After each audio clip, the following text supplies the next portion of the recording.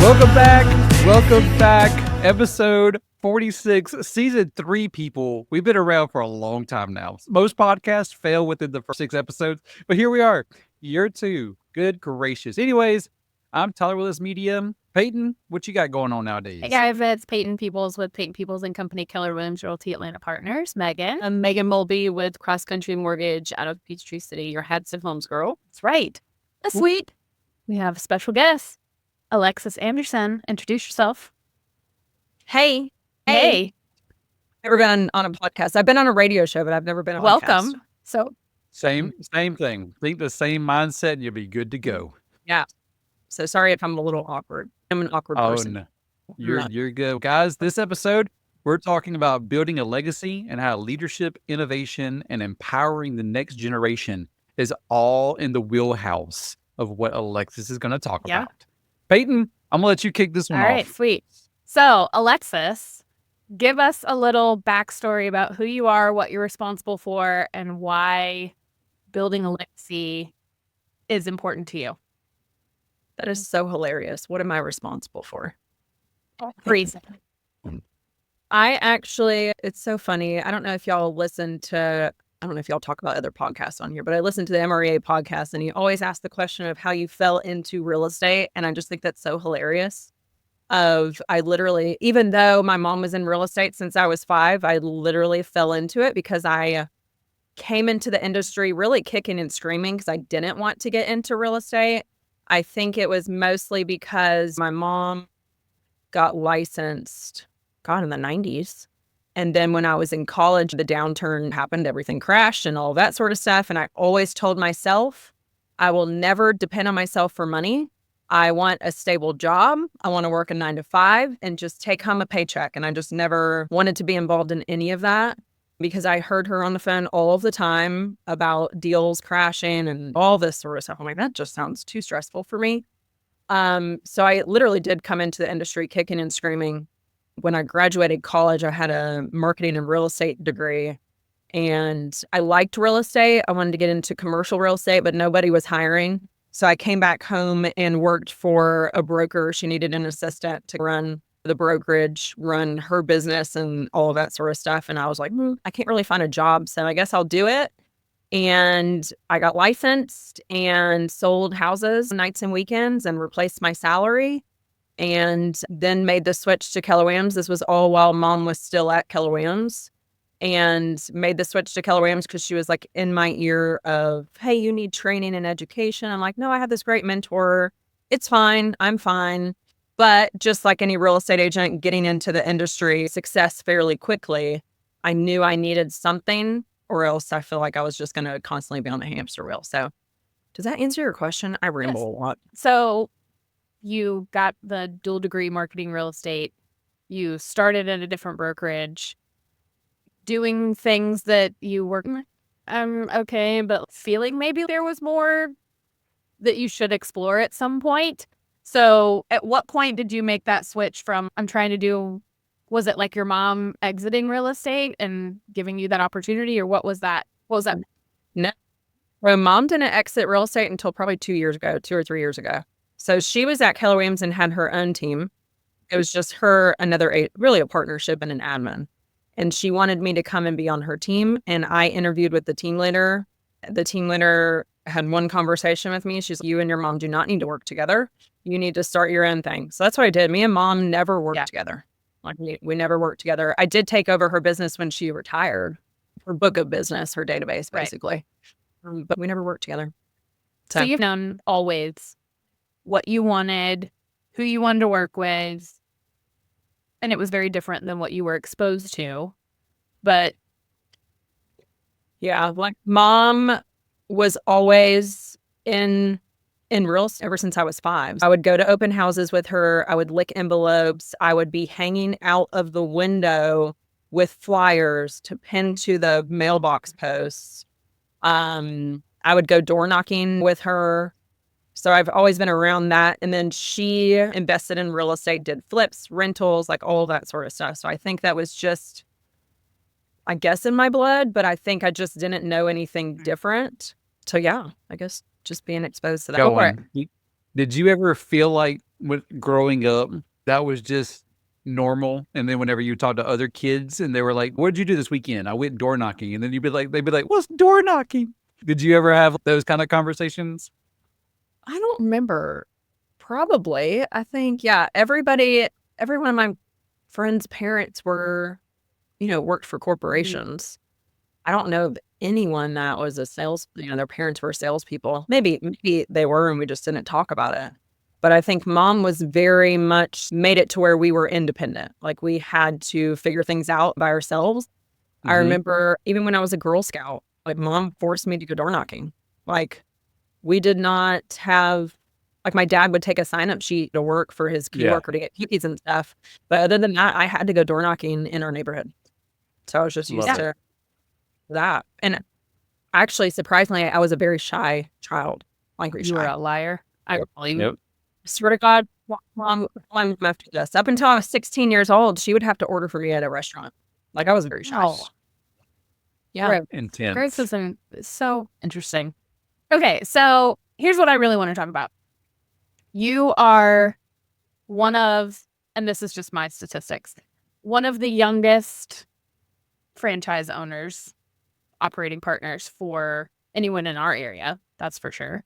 You're one of the youngest rainmaker team leaders running a very successful business and being in that young professional realm. What does that look like for you? What is your, like we were sitting in a mastermind yesterday and you mentioned like, yeah, in like 10 years, I'd like to, like, this is it for the next 10 years. But then like after that, so what does that look like? Like the next 10 years, what does that look like for what you've built and what you're seeing for your future?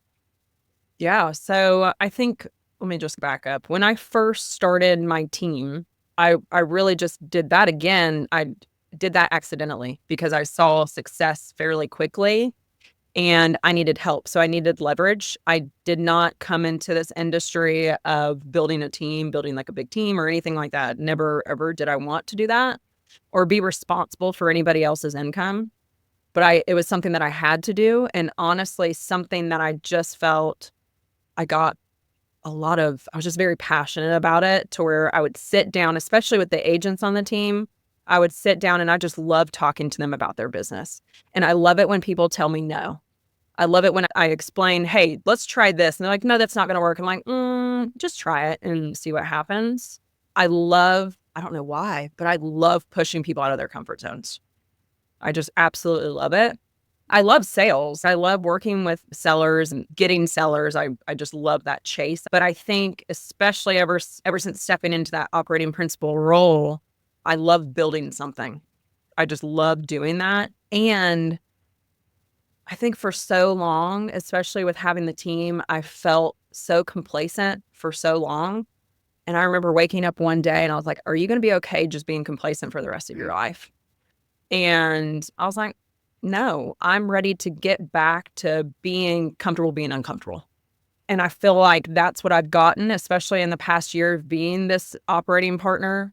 Like we've gone through multiple leadership changes. We've had to move offices. I've had to negotiate leases, figure out a build out, like all that sort of stuff. And that totally pushed me out of my comfort zone. But I feel like the biggest thing was how to actually run a business. Like I've been running a business for 10 years, but I haven't really been running a business. Like I've looked at my P&Ls and all of that sort of stuff, but this has really helped me figure out, okay, this is a successful business as far as the Noonan office and Carrollton office and all that sort of stuff. And I've taken a lot of things that I've learned there and emulated it into my team. Does that answer your question? And to piggyback, now that you're on the higher branch of all that, does it piss you off whenever you see other teams in your office not push their team people? Like, do you get to that point yet? Or you're like, y'all would just have a collective meeting and be like, hey, we got to have a brainstorming session. Like, have you gotten there yet? I think I've been there for 10 years without being in the operating role is what we call it. I think I've been there. However, I do realize, and it took me a while to realize this, not everybody has the same personality as me. You know what I mean? I feel like I'm a servant leader, but I'm also like, I'm just going to push your buttons.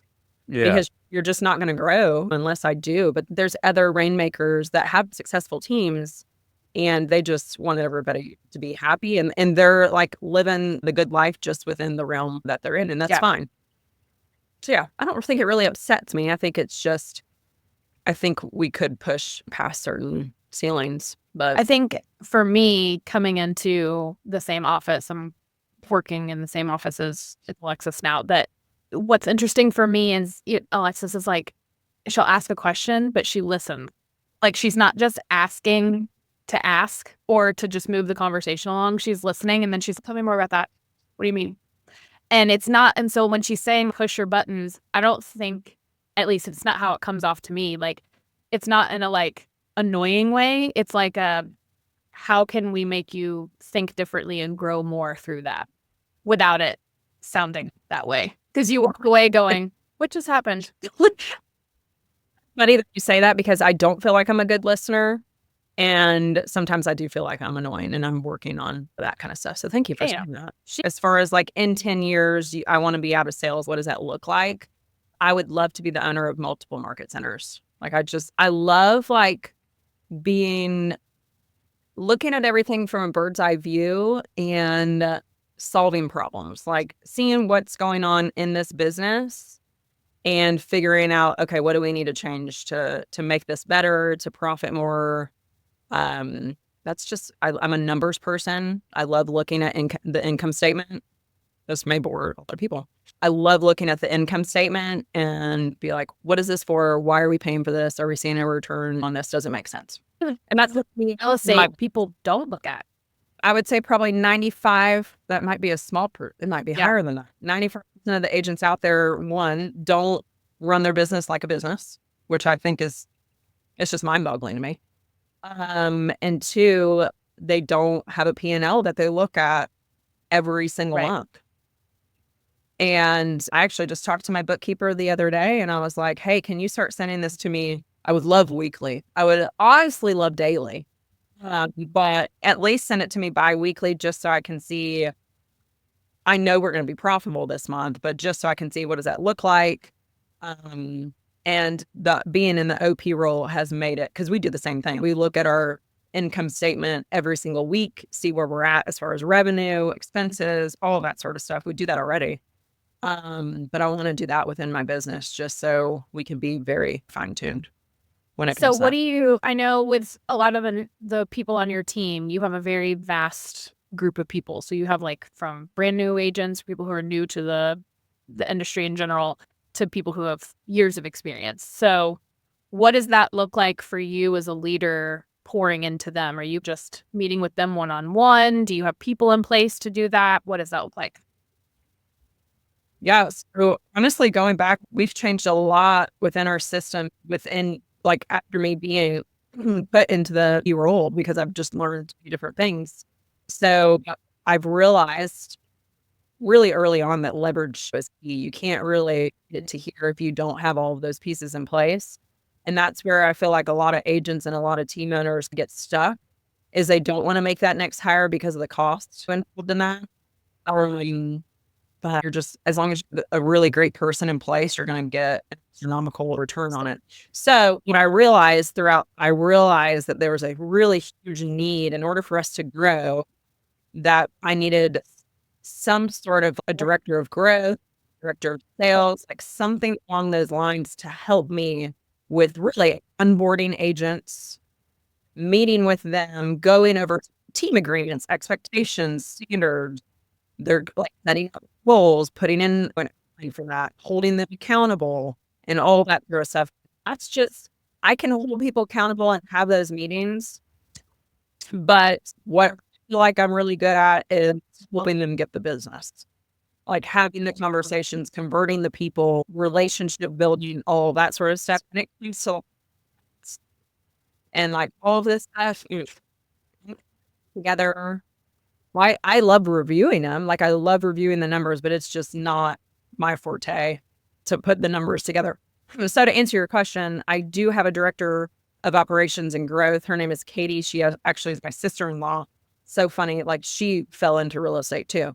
Actually, she was pulled into real estate. I forced her to do it, but she's doing a phenomenal job on onboarding the agent. That's why we're able to hire as fast as we've been growing, is because of her. Because there's, with me being in the OP role and being in sales and stuff, there's absolutely no way I would be able to do it without her. So She is pretty great.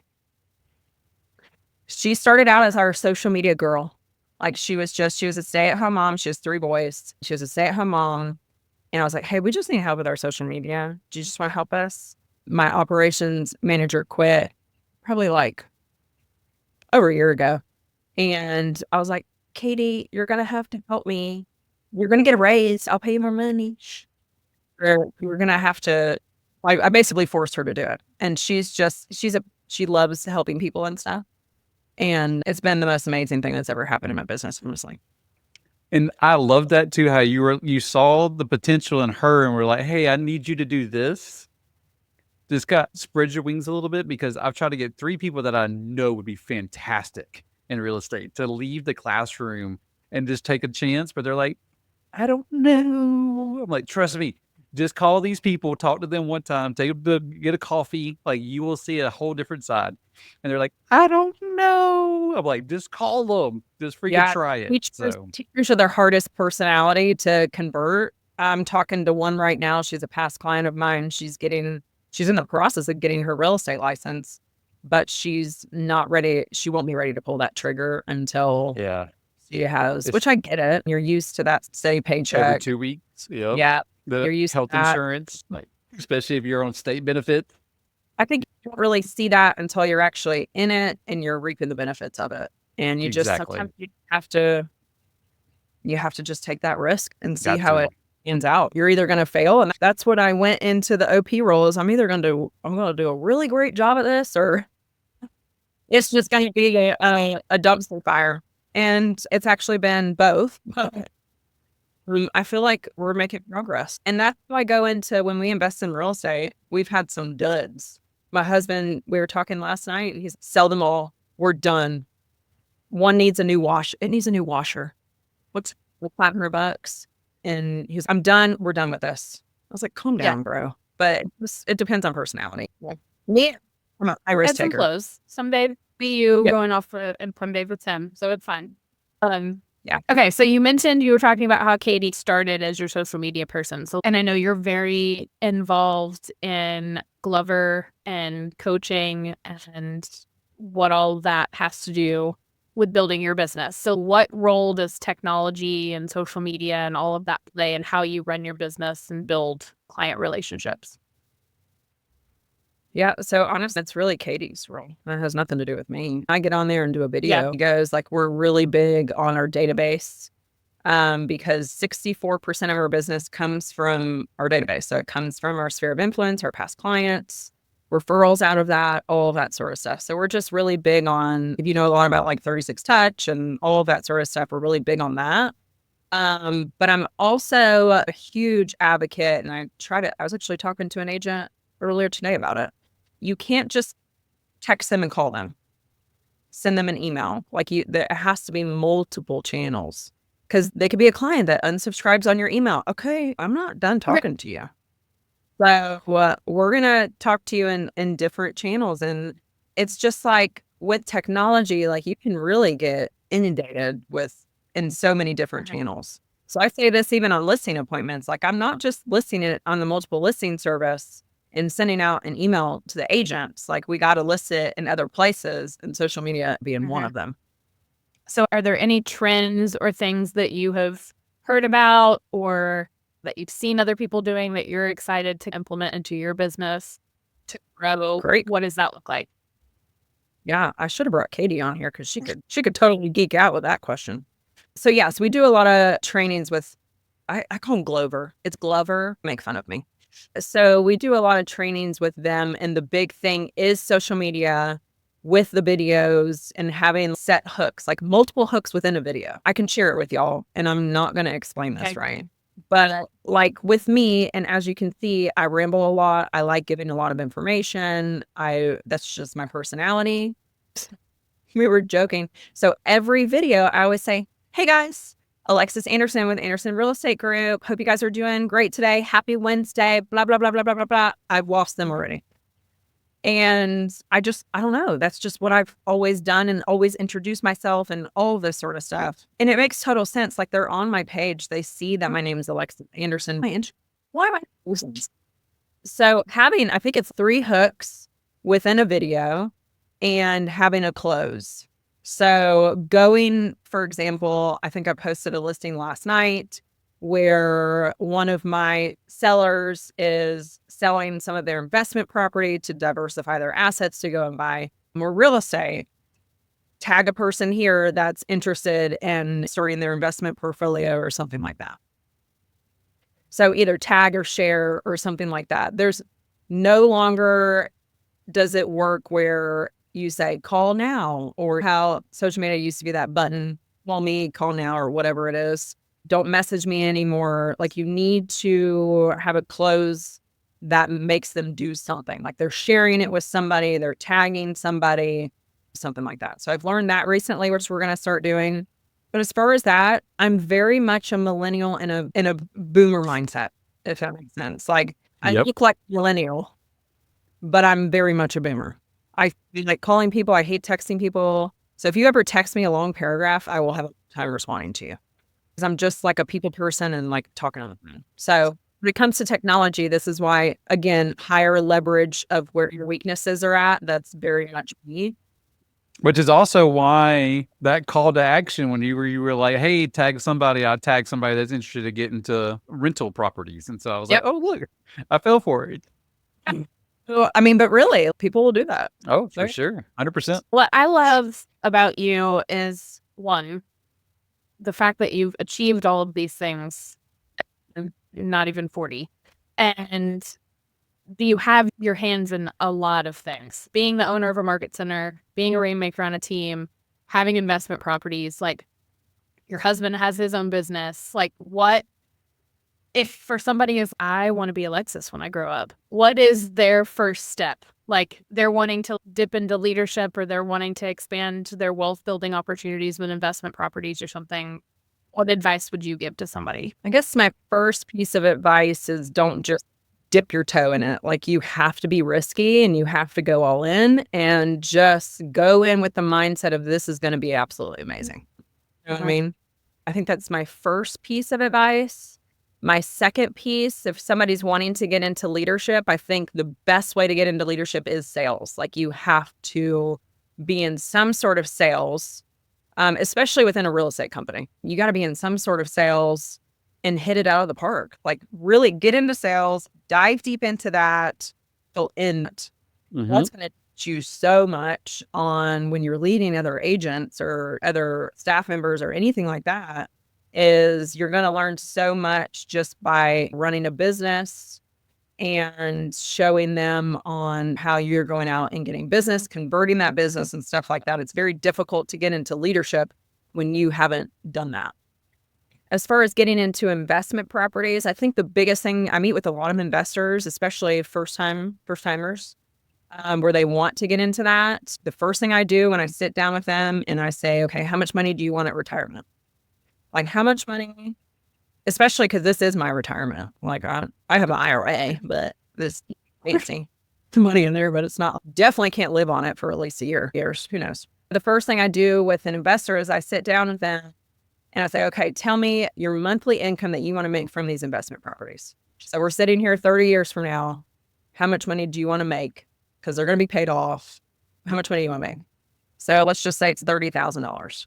Then that's when we'll break down. Average rental income is probably $1,500, $1,600, depending on where you're buying these investment properties. So then I figure out, okay, then we need to buy, I'm not good at math. Let's just say we need to buy 13 properties. Does it make sense for us? We can buy a property a year. We can buy every other year, coming up with kind of a system or like a roadmap, just like you would do with any real estate business. How can we get you there? But I think the biggest thing, and this is where my husband has a really hard time because it's all personality based. My husband is a very safe, doesn't like feeling any sense of uncomfortableness at all. And when we bought our first investment property, I basically just said, this is what I'm doing. It's my money. I'm going to go home buy it. And it was money out of my business. That investment property, we could probably make $150,000 if we sold it today. So it's just, this is, Mhm. and then eventually he was like, okay. And then he got excited about it. Except the conversation last night. We'll see. Except with the broken washer. Well, that's okay. We have a dishwasher we got to buy. We got a broken washer. We have some water going into a crawl space right now. Oh, It's fine. That's great. I love Yeah. it. Sometimes you love that. It's fine. Oh, It's you fun. guys are super involved, like with your team, your business. You're involved in the community. That's really important to you. So talk to us about why it's so important to not only be involved in the community, but really making a lasting impact locally too. Yeah. I think the main reason that I feel like we're involved with the community is the majority of the agents on my team are from here. This is Mhm. that like grow. And I want to give back to that. This area has seen so much growth. And when there comes growth, we have a bigger homeless population than we did 10 years ago. We have a lot of homeless children, like stuff like that. And I feel like there's such a need to that, where what is the reason for us coming to work every single day and making money and going on a vacation, buying investment property if we're not giving back within Mhm. our community? I think, again, it's personality based. When I'm such a helper. If people come to me and they need something, I'm like, okay, how can I help you? That was the biggest thing of why we got into it. So what advice would you give to a young professional or somebody who's thinking about getting into real estate to create like a successful and fulfilling career? I love that. I get asked that question a lot. Nobody ever listens to me, though. A good bit of people call me and they're like, I'm thinking of getting into real estate. I'm not one, oh my God, this is so exciting. You're going to love it. Like, I give them the nitty gritty of, hey, I vacation for the first 4 years of my career. So it's really, you're going to work day in and day out. And eventually you're going to start getting pieces of leverage if that's the business that you want. Some people don't want that. And then you build leverage to then take time, give you time back, take things off of your plate and all that sort of stuff. So my biggest piece of advice to someone getting into real estate is find a mentor. So for us, we do have a productivity coach who's on this podcast. Choose a company that has something like that. Again, when I got into real estate, I worked for a broker. I was literally right next to her. We had one of those desks that had her computer was here, mine was here. We had a little desk in between. Her on the phone all day long, price properties, like she taught me stuff like that. So I think find a mentor, come into the office every single day. This is not it's not a vacation. It's not like a little side business. Like, you need to come in here and treat it like a job. So being here from 8 to 5, we're big into time management. Like, you have to go out and get the business, then go out on appointments. So you got to take it seriously. You can't just come to a class once a week and hope and pray that you're going to have business the next week, because that's just not right. So I think the people that see like immediate success are doing those building blocks, being consistent with it. And then they're going to, in 90 days, they're going to have. So I think the thing to recap, have a mentor, have someone like hip to hip with you, come in here and sit down, or whatever office you're in. Find like a little, I grew up. Oh my God, I'm so old. Go in a bullpen. We had a bullpen. That was my office every single day, because our office was production based. So I didn't get my own individual office. I sat in the bullpen. So just listening. Yeah. It's taking in what's going on around you. And being open to it. Like, being open to the advice that you're getting. Like, the only reason I'm giving it is because I've learned from, I've failed. So I feel like that too. That's where I have a hard time, because I'm trying to onboard some photographers to help lighten my load. And they're all go, I work a regular job. I can do weekends. That's not how real estate works anymore. You could probably get a couple on Saturdays, Sundays, but that's usually when they're trying to do open houses. And so that's where I think the mindset that they see, I hate to say it like this, they see the success, but they don't understand the struggle that it wasn't to get there. Like, you don't realize the hours that it takes to get to where we all are now. And so they just want to jump on, now that you're successful, be like, oh yeah, I can co-work with you. That's and social media is that's the reason why I feel that way. Social media, like everything, dory and so amazing, but really, come be in my life. It's so much. Yes. Or they watch good old, what's his name, Sirhan sell Yeah. a $50 million townhome in New York. Oh, I could do that all day. No. And that. So love his principles, but Yeah. The reason that the best part of his look was, yeah, I just met like this Russian drug dealer like in a random like coffee shop. Like, okay. Yeah. No, I have one. Like for the young professionals that feel like could be a side hustle. Like whenever you hear the term, "Hey, I'm just going to do this as a side hustle," in your mind, what does that trigger? you don't want to know. It's that game that we played, Rocket Socket. Is that what it's called? Yeah. Yeah. That's how I feel. That's how I feel right there. Because I did it though. That's the thing. I did that for the first 2 years of my career. I was one of those people. However, I worked in real estate, so I could answer my phone during the day. I didn't wait until 5 o'clock to call an agent back that I was negotiating a contract with. Yeah, I just want to say, really, good luck. You're not going to get an amazing life out of it. There's some people that do dual careers and they're very successful with it. And I think it just depends on who all's in your database and how you talk to them. And you can set it up in a systematic manner to where it can all be automatic and you can get business from it. But I don't feel like you're going to see massive growth out of it. I don't feel like you can do that. So, to answer your question? Oh, absolutely. Because every time we're all in these mastermind groups on Facebook, every time I see it, my deal just fell through. How can I find a quick side hustle? Bitch, get out there and work. Yeah. That's how you get business. You go work. You don't find a new side hustle. Just go work. Like we have on our team, we have 2 different agent plans basically. So we have Premier Agent Plan and Flex Agent Plan. So I do have agents on my team that work another job, but they're able to be in the office at least 3 days a week. One's a flight attendant, one works at a spa. So they figured out their schedules to where they still be in the office and learn and all of that sort of stuff. They're not at. I don't feel like I would take anybody on the team if they worked another full 9 to 5 job as a premier agent. As a premier agent, we would not. But as a flex agent, the reason we started that flex agent plan was we had a lot of moms on our team. We do. We have one going out on maternity leave next week. And they want to be at home with their baby and they don't want the accountability. They don't want the leads or anything like, they don't want extra training in that like life that they're in. So. Because they could start as a flex and in a couple of years, they could go to that next level, learn the business very slowly, trickle down kind of thing. There's just extra accountability involved in that. So when you become a premier agent, like we're meeting with you bi-weekly, we're talking about your goals. If you're behind your goals, okay, what activities did you do over the last 2 weeks? Which we talk to them every day. Like we're in their face every day. Not your face. Sometimes. I did called Hitler. No. One of my, I think she was joking. I don't know. She found some business though after she called you Hitler. She'd be like, "Oh, I better." She's actually not in the office today, so oh God. I'm fun. I feel like I'm nice, but again, like I'm gonna push you because I know that every single person is capable to live like the most amazing life. You just got to get out of your way.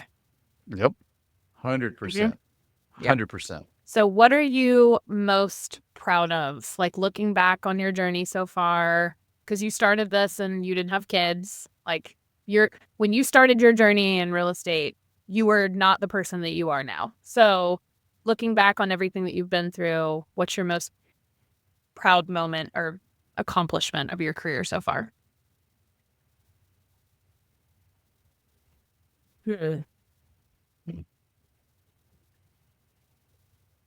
Great question. I guess I'm proud that I'm still in real estate, honestly. So many times where you just keep hitting roadblock after roadblock. And I'm like, oh, God, is there anything else that can come my way? And I felt like a few years ago, I finally was just like, am I going to waste 5 minutes of my time worrying about something if not even going to remember what it was in the next 5 years? So you'll see that I'm very OCD and very controlling in certain things, but very relaxed in a lot of things that I just let things slide. But as far as proud moments, I would say probably the OP role. I think it's just when you take a position like that, you're looked at in a different light. Eyeballs are on you. which then put more accountability on you. So I don't think it would look really good if I started as OP with a team and I'm sitting here coaching our top agents and my business isn't increasing. Yep. I mean, yeah, that's probably my proudest moment in business is by achieving that, because it was something I fell into, not anything that I was really after or anything like that. Just conversations started. Hey, is this something that you would be open to? Like, no, do that. And then that was one of those moments where I woke up and I was like, are you okay being complacent for the rest of your life? And that's just not my personality. It's helped me just with everything. Being a team owner, OP, it's helped me grow so much. I had no idea that would grow as much as that and be in the rooms that I'm able to be in. Because I do remember my mom, she consistently did probably between 10 and 15 million a year. Brought home probably 150, 200,000 a year. She never did the amount of business that we did. And I think I'm just proud that I'm still able to have kids every day. Depending on the time of day, 8 o'clock at night. But that's very rare. So I don't know. I'm able to be there. I don't get on the phone around them because I grew up being like my mom answering the phone. This is Joe. Always. Joe. This is we're calling you. Just that. Well, I want to do another plug for you. I think you've changed the story of the Noonan location, because whenever I moved to the area, Keller Williams' office always felt stuffy. It felt like there were certain people there that you just didn't want to talk to. You didn't want to be around them. But within the last 6 months, I feel like there's been a huge change in the culture of the Noonan.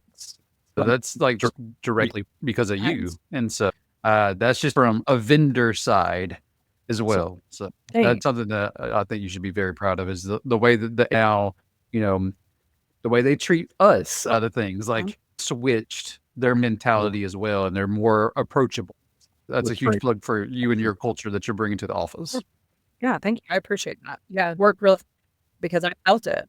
I felt over the last 5 years like it wasn't really a place, and nothing against leadership or anything like that. Also, I was in a different phase of my life, like I was having babies and all that sort of stuff.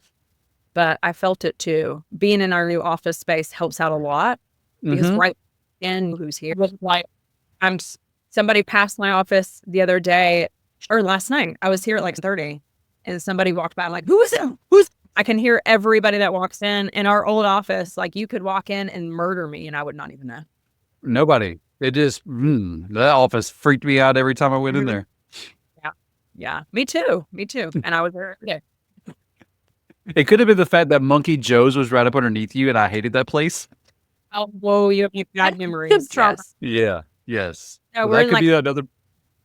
Yeah. No. We have so much light in here. I think that's another thing is we didn't have, the only light was in the offices, but the offices were the perimeter of everything. So light didn't come through. Right here, we have windows galore and it's so amazing. Yeah. My agents are working to the purple. It's hilarious because our office does not have a window.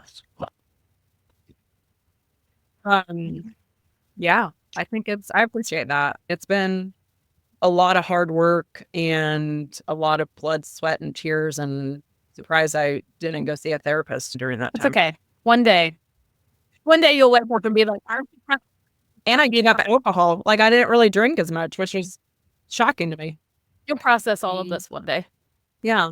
All right. So last thing, if you could leave listeners with one piece of advice about building a legacy, real estate related or not, just building a legacy in general, what would it be?